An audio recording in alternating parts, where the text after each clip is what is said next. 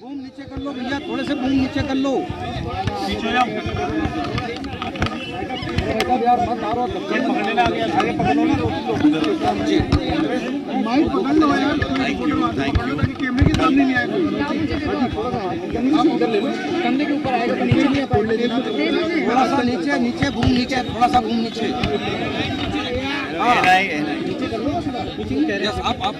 अच्छा कल जो राजस्थान उपचुनाव का परिणाम आया है वो इस बात को दिखलाता है कि राजस्थान में नई सरकार बनी। सरकार बनने में जो विलम्ब हुआ, सरकार बनने के बाद चलते चुनाव में आचार संहिता की धज्जियां उड़ाते हुए और नैतिकता को ताक पे रखते हुए भाजपा के उम्मीदवार को मंत्री बनाया गया।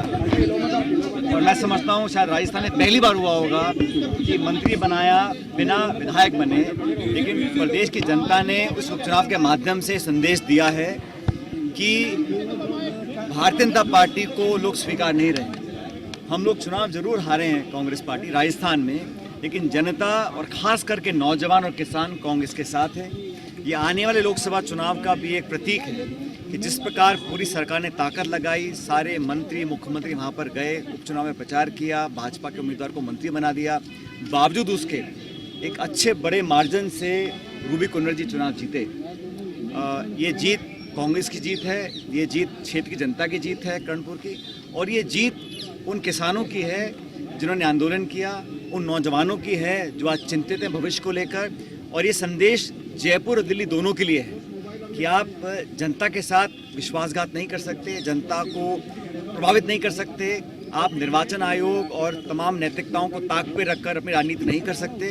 तो ये चुनाव का जो परिणाम आया है पूरे देश में संदेश गया है, और मैं बहुत धन्यवाद देना चाहता हूँ उस क्षेत्र के मतदाताओं को, कांग्रेस के कार्यकर्ताओं को, जिन्होंने मिलकर चुनाव लड़ा और एक अच्छे बड़े मार्जिन से कांग्रेस पार्टी की विजय हुई है।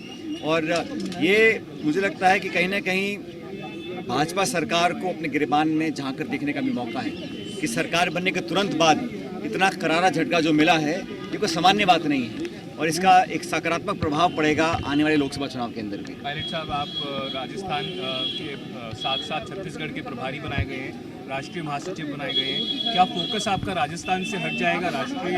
देखिए 14 तारीख को राहुल गांधी जी की भारत जोड़ो न्याय यात्रा चालू हो रही है और ये 14 स्टेट्स में से गुजरेगी।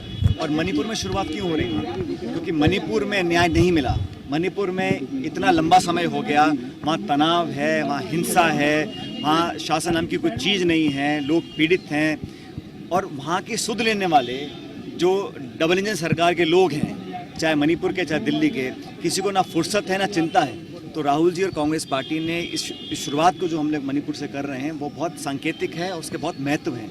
ये भारत जोड़ो न्याय यात्रा है और मुझे लगता है कि ये मणिपुर से मुंबई जो यात्रा है इसका एक बहुत अच्छा संदेश जाएगा। जो पहली यात्रा थी हमारे राहुल जी की भारत जोड़ो यात्रा, ये इसका दूसरा पार्ट है और मुझे लगता है कि हम लोगों ने अपना ध्यान केंद्रित किया है जन कल्याण की इश्यूज़ के ऊपर, पब्लिक के इश्यूज़ के ऊपर, और जो प्रदेश और देश के अंदर जो हालात बने हैं उस पर ध्यान फोकस करना चाहते हैं। भारतीय जनता पार्टी चाहती है कि जज्बाती मुद्दों को आगे रखकर राजनीति करें, लेकिन हम लोग, राहुल जी, हम सब मिलकर कोशिश करेंगे कि जनता का दिमाग और ध्यान वापस उन मुद्दों पर लेकर आएँ। किसान के मुद्दे, बेरोजगारी के मुद्दे, लगातार मणिपुर में जो हिंसा हो रही है उस पर नाकाम और बेकाबू तरीके से वहाँ पे माहौल बनता चला जा रहा है, इन सब इशू को लेकर आगे बढ़ेंगे। और जो जिम्मेदारियां हम लोगों को दी हैं, अभी फेरबदल किया है AICC में, जिन जिन लोगों को जिम्मेदारियां दी हैं हम सब मिलकर काम करेंगे। और विधानसभा चुनाव में भी आप देखिए जो वोट प्रतिशत है, चाहे वो छत्तीसगढ़ है चाहे वो राजस्थान है, हमारा वोट कम नहीं हुआ है। हाँ, हम सरकार नहीं बना पाए, उसका दुख हमको है, और राजस्थान में हर बार हम लोग सरकार बनाते हैं लेकिन दोबारा रिपीट नहीं कर पाते, ये भी चिंता का विषय है, इस पर चिंता हम लोग कर रहे हैं। लेकिन लोकसभा चुनाव की पूरी तैयारी हम लोगों की है और मैं समझता हूँ कि बहुत अच्छे परिणाम इस बार इन सभी राज्यों में हमारे आएंगे। विपक्ष को लेकर के इतनी देरी क्यों हो रही है? विपक्ष को लेकर नेता प्रतिपक्ष को लेकर 19 तारीख से विधानसभा का सत्र है, सब समय पर हो जाएगा।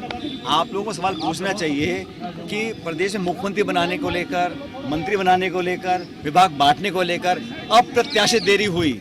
असली देरी तो वो है, हम तो विपक्ष में आ ही गए, हम तो अपना काम कर लेंगे, विधानसभा चालू होगी, हमारे सब निर्णय हो जाएंगे और सब मिल बैठ के कर रहे हैं। लेकिन सरकार में जो काम अब तक हुआ है, हालांकि अभी सरकार नई बनी है और पहला काम उन्होंने किया, नौकरियां कम करने का काम किया, योजनाओं के नाम बदलने का काम किया। तो मुझे उम्मीद ये थी कि सरकार बनने के बाद एक सकारात्मक शुरुआत होगी, और हम भी चाहते सरकार को समय दें, अपना काम कर दिखाएं। लेकिन अगर शुरुआत ही ऐसी हो रही है कि नौजवानों के साथ विश्वासघात हो रहा है, उसका सीधा परिणाम आप लोगों ने इस उपचुनाव में देख लिया।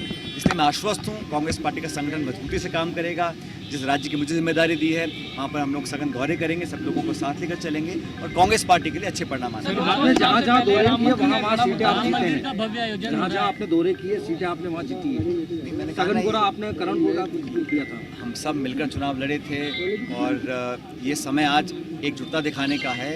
और कांग्रेस पार्टी में भी हम सब लोग चाहते हैं कि आने वाली चुनौती लोकसभा चुनाव की है, उसके लिए संगठित, सक्रिय और मजबूत होकर हम लोग आगे बढ़ने वाले हैं। लोकसभा चुनाव से पहले राम मंदिर कितना बड़ा मुद्दा है, भव्य आयोजन हो रहा है, कि आप भी जाएंगे 22 जनवरी को? भाई ये मुद्दा मैं समझता हूँ धार्मिक मुद्दा है, जनता की भावना से जुड़ा मुद्दा है, इसको पॉलिटिसाइज नहीं करना चाहिए।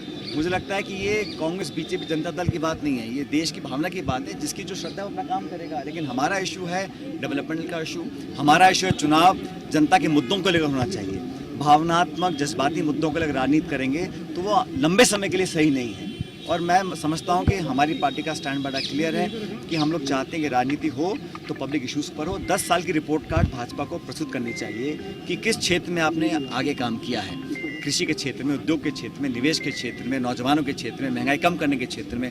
आज कच्चे तेल का दाम इतना कम हो गया क्योंकि राहत उसकी सरकार हमको नहीं दे पा रही है तेल पेट्रोल की गैस के दामों के अंदर। तो इस सवाल जनता को और मीडिया को पूछने चाहिए कि आप सारा ध्यान और जो लोगों का जो फोकस है वो पब्लिक इश्यूज पे क्यों नहीं आ रहा है। पायलट साहब, क्या आपको लगता है कि आला कमान ने अगर आपकी बात मान ली होती और नेतृत्व परिवर्तन कर दिया होता राजस्थान में, तो आज कांग्रेस की सरकार होती राजस्थान में? अब आप देखो 2024 के लोकसभा चुनाव में क्या करना है।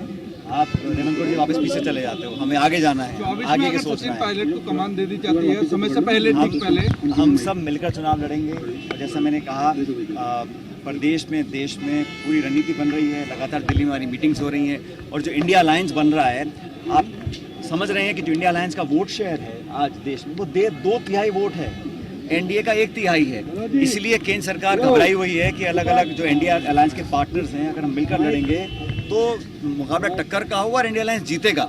इसलिए हमारा सीट शेयरिंग की चर्चा चल रही है। बहुत जल्द हर स्टेट में हम एक सीट शेयरिंग फॉर्मूला बनाएंगे।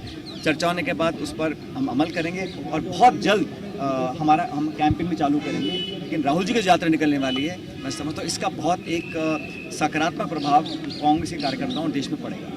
राजस्थान की 25 सीटों पर क्या आप प्लान बना चुके हैं और वो बिल्कुल चर्चा हो रही है। हमने अध्ययन किया है कहाँ कितना वोट है, कौन कैंडिडेट्स पहले रहे, कौन संभावित हो सकते हैं। कमेटियां बन गई हैं, प्रभारी बन गए हैं, स्क्रीनिंग चल रही है, ऑब्जर्वर्स हर लोकसभा क्षेत्र में लग चुके हैं और लगातार मीटिंग्स हो रही हैं। अभी 11-12 को एक और मीटिंग दिल्ली में होगी, उस पर पूरी चर्चा की जाएगी।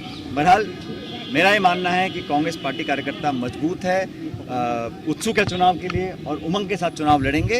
और पूरे उत्तर भारत में और पूरे देश में कांग्रेस पार्टी का परफॉर्मेंस बहुत अच्छा है। सरकार बदलती है, योजनाओं के नाम बदल जाते हैं। इंदिरा रसोई का अन्नपूर्णा रसोई योजना कर दी जाए। अरे भाई, आप उस योजना को बेहतर बनाएं, कोई दिक्कत नहीं है। लेकिन ये पहले भी किया था इन्होंने, जब राजीव गांधी केंद्र बने थे उनका नाम उन्होंने बदल दिया था, अब फिर बदल रहे हैं। तो नाम बदलने की राजनीति केंद्र सरकार भी कर रही है और राज्य सरकार भी कर रही है। सरकारों को चाहिए नई शुरुआत करें, नई परिपाटी बनाएं, अपनी लकीर लंबी बनाएं, नई योजना बनाएं, नई प्लानिंग बनाएं। तो वहाँ तक तो अभी कुछ काम किया नहीं है। अब योजनाओं को बदलकर संकेत देना चाहते हैं, तो मैं समझता हूँ ये कोई बहुत अच्छा एक पॉजिटिव डेवलपमेंट नहीं है। और ये काम सरकार केंद्र की भी करती है, राज्य की भी कर रही है। पुराने चेहरों को लेकर के विधानसभा चुनाव आप हार गए, आप नए चेहरों को लेकर के आते हैं। अशोक गहलोत पुराने चेहरों पर दाव खेलते हैं, तो क्या लोकसभा में भी मैं हमेशा चाहता हूँ कि मैं जब से मैं राजनीति कर रहा हूँ, अगर कहीं मेरी कोई एक पहचान बने तो उन व्यक्तियों में बननी चाहिए कि मैं हमेशा नौजवानों को और नए लोगों को मौका देने के पक्ष में रहता हूँ। चाहे वो नगर पालिका चुनाव हो, चाहे पार्लियामेंट चुनाव हो, नए लोग, नौजवान लोगों को, प्रतिभाशाली लोगों को मौका मिलना चाहिए। ये कांग्रेस की भी सोच है, यही उदयपुर डिक्लेरेशन में हम लोगों ने कहा था और मैंने पिछले 25 साल में कोशिश की है कि नौजवानों को अग्रिम पंक्ति में आके खड़ा किया जाए। नए सहकारिता मंत्री देखते हैं आप क्या किसी पार्टी के साथ कांग्रेस का? नहीं, जिन स्टेट्स में सिर्फ भाजपा कांग्रेस का है वहाँ मैं नहीं समझता हूँ कि कोई अलायंस की ज़्यादा गुंजाइश है, लेकिन बाकी ऐसे बहुत से राज्य हैं जहाँ पर इंडिया अलायंस के पार्टनर्स मौजूद हैं। महाराष्ट्र है, बिहार है, बंगाल है, और लगातार हमारी बातें हो रही हैं। और कोई कितनी भी कोशिश कर ले, लेकिन इंडिया अलायंस मजबूत रहेगा, इंटैक्ट रहेगा।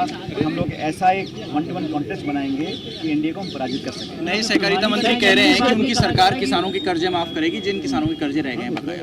देखिए, बहुत जल्दी है, सरकार अभी बनी है, अभी मंत्री अपना पदभार संभाल रहे हैं, उनको समझने में समय लगेगा। लेकिन घोषणाएं तो उन्होंने अपने भाजपा ने घोषणा पत्र में की थी, कितना अमल कर पाएंगे ये समय बताएगा। लेकिन एक जागरूक, चुस्त और मुस्तैद विपक्ष का काम कांग्रेस पार्टी करेगी। विधायक मेवाराम जैन के मसले पर बीजेपी चुटकी लेती हुई नजर क्या आ रही है। मेवाराम जैन के मसले पर बीजेपी चुटकी ले रही है। तो हमने कार्रवाई करी है उनके ऊपर जो करनी थी, मुझे लगता है पहले कर देनी चाहिए थी। ये कहा जा रहा है कि पायलट साहब अब राजस्थान से दूर हो गए, प्रभारी बनाए जाने मैंने पहले भी कहा था, मैं थासू दूर कौन हूँ।